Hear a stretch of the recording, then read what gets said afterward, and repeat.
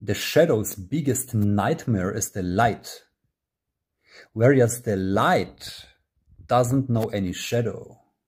So every time when you give attention, energy, time, whatever you are sharing with a narcissist, you're just reducing your wholeness, your beauty into a level of hell and stupidity and manipulation. You don't have to. You are the purest life itself, and you are not worth to be around a narcissist. You can leave, and this is the only medicine.